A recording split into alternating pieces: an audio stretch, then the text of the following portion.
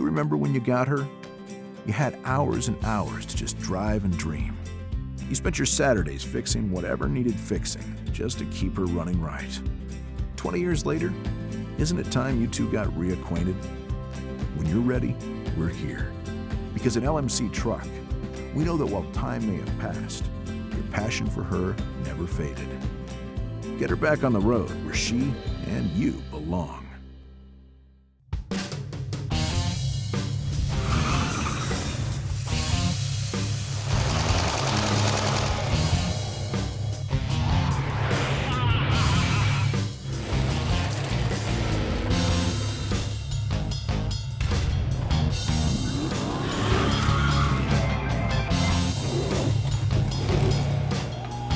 Now you're watching Gearz, brought to you by LMC Truck. Keep them on the road.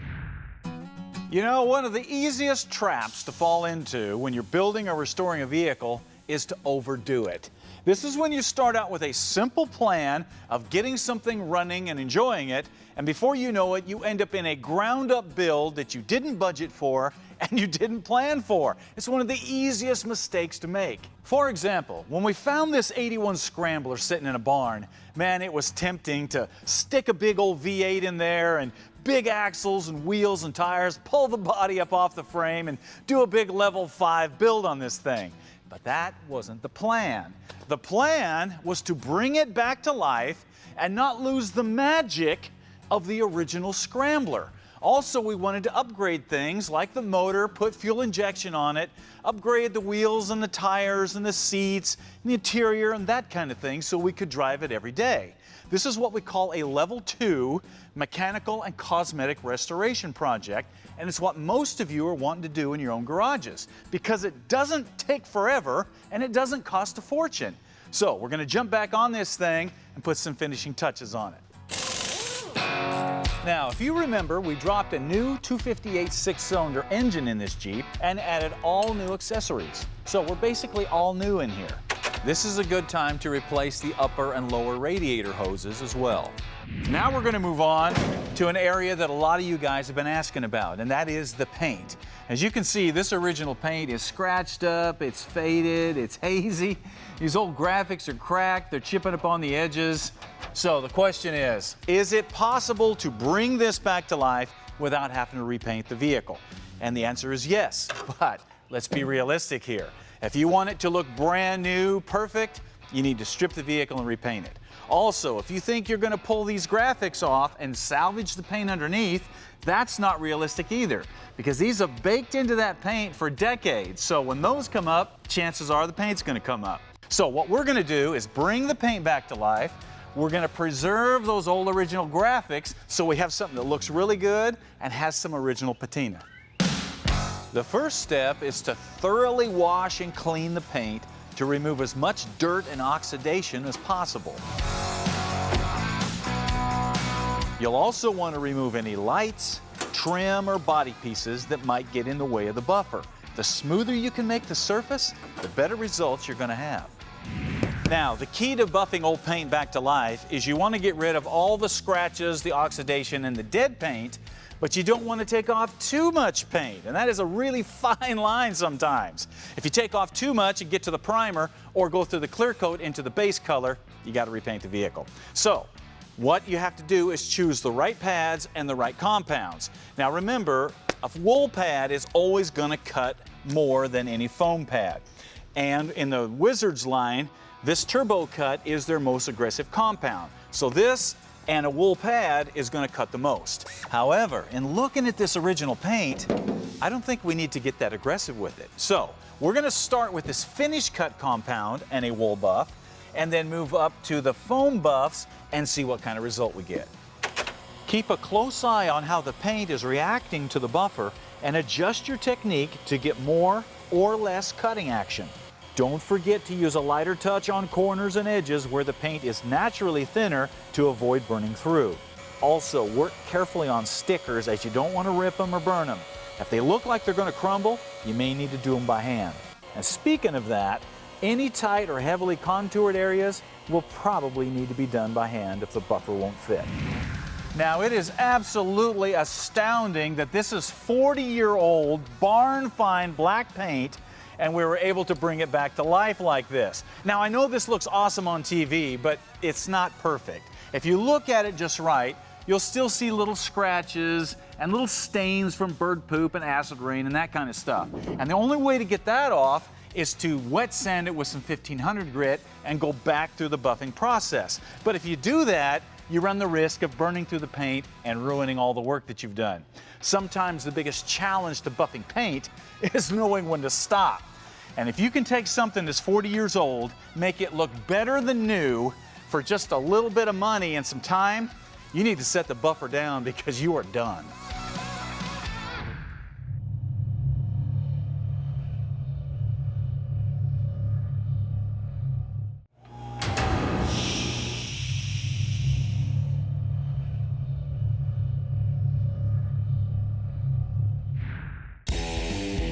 And now, the Gladiator Search and Rescue Build, powered by Bestop. You know, a few weeks ago, we started a buildup on a new Jeep Gladiator to not only build a search and rescue vehicle, but to also show you what kind of potential that this new Jeep platform has. And we started fairly simple with things like bumpers and a winch and a roof rack and a soft top, which by themselves don't really seem that important. But when you step back and look at everything together, you can start to see how it's becoming a cohesive vehicle with a certain use in mind. So today we're going to keep moving forward on that and deal with the suspension, because once you look at everything we've done with this, the stance and the off-road capabilities of this thing are not going to cut it. So let's get it on the lift and start taking it apart.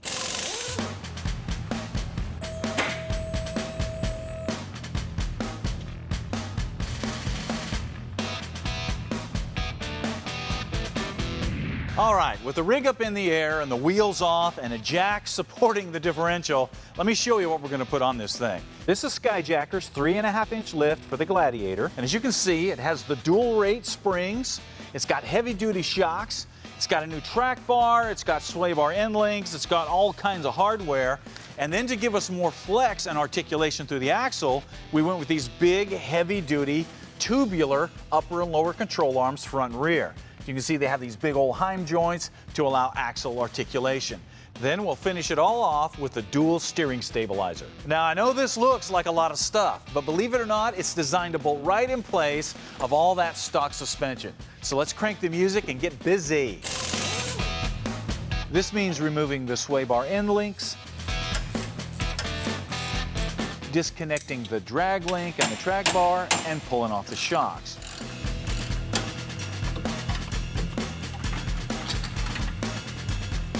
You'll also need to disconnect the drive shaft and various harnesses and hoses so you can lower the axle. Now it's just a matter of lowering the axle with the jack until you can remove the front coil springs.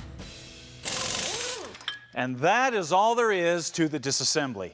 The reassembly is just the opposite steps, but with all new parts. And obviously the first thing to go on are these new coil springs and these bump stop extensions. Then we're going to reconnect the drive shaft and some other things underneath, and then get serious about unloading that table. Next, we'll replace the stock upper and lower control arm links with the new Skyjacker control arms. Follow that with the new shocks, the new track bar, and finally the sway bar end links. Okay, that finishes up the lift on the front. Here's all the parts that we took off, perfect for a swap meet. But before we move to the rear lift, we're going to put on this dual steering stabilizer, because this is always a good idea when you're going to bigger wheels and tires. Now, installing this unit is just a matter of bolting the center bracket to the axle, setting the shocks at half travel, and then bolting them to the bracket, and finally bolting the ends to the tie rod using the supplied brackets and hardware. And that's it. It's time to move to the rear. All right, lifting the rear suspension is virtually the same steps that we did on the front, but there's no steering to mess with, so it's even easier. So on go the new springs,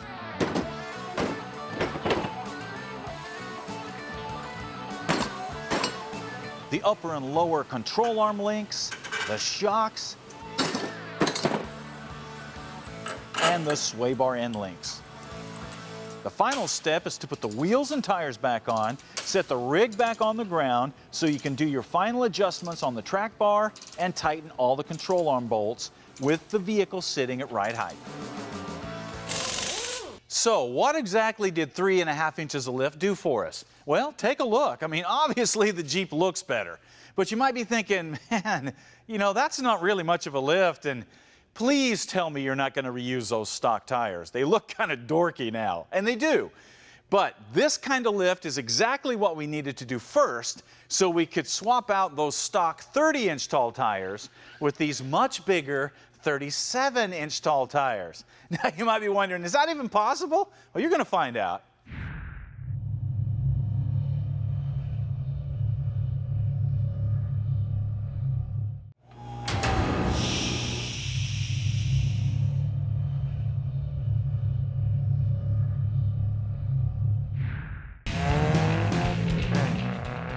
Shift Tech, brought to you by American Powertrain. Get your shift together. So you're thinking about pulling the automatic transmission out of your project and putting in a stick, or you want to upgrade an old 3-speed or 4-speed. Well, the question for you becomes, what's better, the TKO 5-speed or the Magnum 6-speed? Now, of course, most people are going to say, well, bigger is better, the 6-speed's got to be the best. Well, that's not necessarily the case, but the only way to really get to the answer of this is to compare them head to head. So that's what we're going to do. The first and most obvious difference is the Magnum transmission has 6 gears, the TKO only has 5.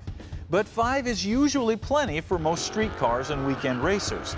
Now obviously the extra gear in the Magnum brings the potential for better fuel mileage and a higher top end speed. But with it also comes a bigger price as well. So unless you're planning on venturing well beyond 140 miles an hour a lot, it may not be worth the extra cost. Size is also an issue, with the TKO 5-speed being considerably smaller than the Magnum. So for tight, small vehicles with limited space, the TKO might be a better choice for you. However, that smaller size means the TKO is not quite as strong as the Magnum, but it's tough enough to handle up to 650 foot-pounds, and there's upgraded versions that are available to handle up to 950 foot-pounds, which is plenty for most street drivers and weekend warriors. However, if you're into drag racing or autocrossing and serious performance, the Magnum not only shifts better and quicker, but you can get one to handle as much power as you want to throw at it. So if quick, high RPM gear changes are a must, the Magnum 6-speed may be the better choice for you. Now when it comes to shifter location, the Magnum also has the edge with 3 shifter locations versus the TKO's 2.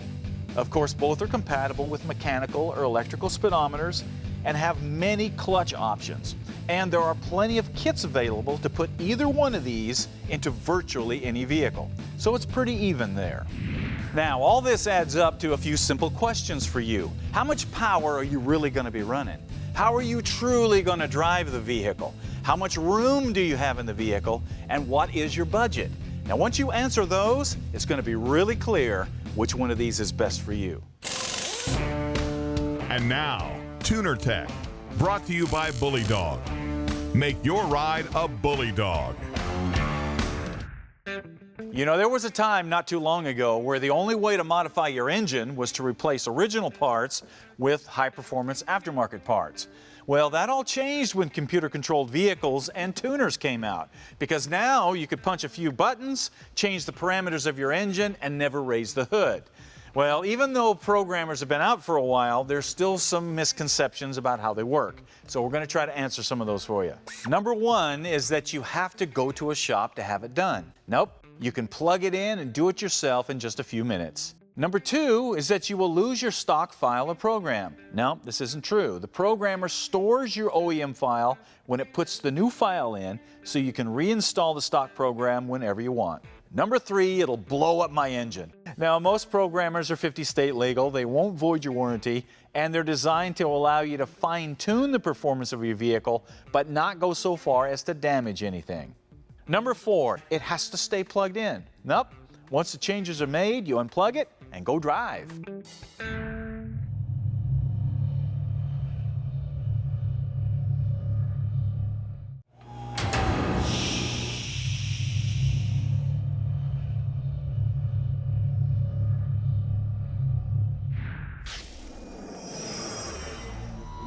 And now, Parts Bin. So you finally decided to pull the trigger and put fuel injection on your classic muscle car. That's great. But there's more to putting on fuel injection than just bolting on the unit. There's all the fuel system stuff that has to go with that. And fortunately, Holley decided to help you out with that. They came out with the Muscle Car EFI fuel pump module. Now look at this. It starts with a hydromat for a fuel pickup so you don't starve of fuel. You have a high-performance fuel pump to deliver the fuel that you need to run the injection. You have the sending unit, you have the outlet, and you have the wiring harness. Now notice there is no return line. That's because the return is back here in the tank, so that's really nice. The best part is it's designed to drop right into your stock tank and replace all this mess. So you don't have to replace the tank, you don't have to replace the fuel lines going forward, you just hook to them, run your wiring, and you're ready to rock and roll. You know, putting fuel injection on can be one of the best, most reliable things you can do to your vehicle, provided you set it up right from the beginning. Holley can help you do that. If you own a 64 through 72 GM A-body car, well, you know that they need some help in the handling department. I'm talking about your Chevelles, your Monte Carlos, your Tempests, your Skylarks, your Cutlasses, that kind of thing. Now, there are bolt-on upgrades that can help, and they're affordable. And there are complete replacement chassis, which are great, but those are expensive. Well, Fat Man Fabrications decided there needed to be a third option, and they came out with this frame stub for the GM A-body cars. Now, what this does is it replaces your stock frame from the firewall forward and allows you to mount modern suspension on it. Now, take a look at this. First of all, it's made out of heavy gauge steel, square tubing, so it's incredibly strong. Then you have the geometry already built in for your control arms to lower the stance and give you better handling. Then you have your uprights for your coilover shocks. You have the mounts for your rack and pinion steering all in place, and they'll set it up for any GM motor that you want. Now, once you have this in place, then you can load it up with all the great suspension components that Fat Man offers, from simple painted stuff to the high-dollar billet aluminum good-looking stuff. So you can set up your suspension to handle the way you want it to look the way you want it to, on a budget you can afford. You know, Fat Man's been building frame stubs for hot rods for a long time. Now they have them for muscle cars.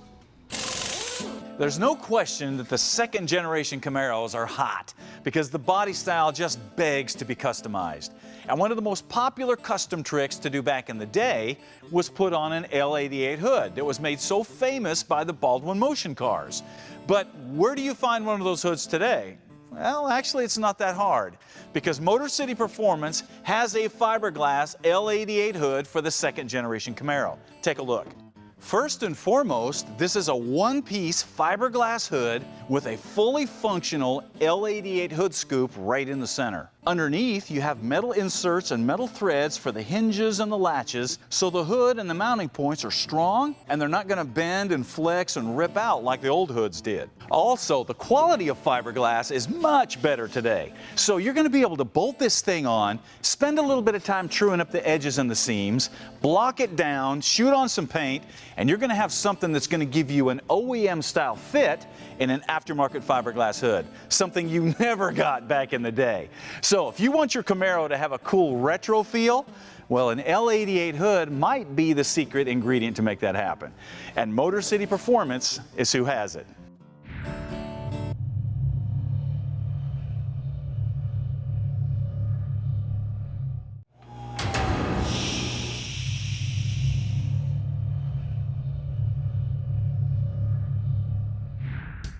And now, what are you working on? Brought to you by Painless Performance Products. American made, American proud. Today's What Are You Working On comes from Kevin Corbett, and he's from Opelika, Alabama, and he and his wife have a family farm. And the whole idea for the farm involved this truck. It's a 1947 Chevrolet 6400 2-ton truck. Now he says that it ran well, the motor smoked like crazy, but it ran well enough that they used it around the farm for a year or two, and then they finally pulled it in and started working on it. First thing they did is take the body off the frame, started stripping it down, and they're getting ready to drop in a Cummins 4BT and different wiring and all this really cool stuff. But the plan is to keep it looking like a farm truck would have looked in the 50s. Now he says that he and his wife, just like the farm, are doing this together. Matter of fact, he says she's already looking for the next project. Man, you need to be careful there. You know, there's an old saying that says projects are kind of like spouses. You should really only have one at a time. But what do I know? I got projects all over the place. Guys, this is such a cool project. So to recognize that, we went to our buddies at Woodward Fab. We're going to give you one of these metal shears so you can cut some metal. Believe me, you're going to need it. And then we're going to give you one of our deluxe project planning books so you can keep track of everything that you've done on that project. Then we're going to give both of you guys one of our Gearz t-shirts because you're obviously real gearheads. Then we're going to give you a gift card from LMC Truck. I saw the box in the picture. You're going to love it. They have everything for that old Chevy. Now, you mentioned needing wiring. That's a good thing. We hooked up with our buddies at Painless. We're going to set you up with a gift card so you can get a wiring harness in that truck. And finally, since you have a Chevy, we're going to give you a little Ford tow truck just to even out your garage a little bit. All right, that wraps it up for us today. Kevin has a farm truck he needs to work on. I have the face I need to put back on a Jeep, which means it is time for you to get out there and start working on something. We'll see you next time.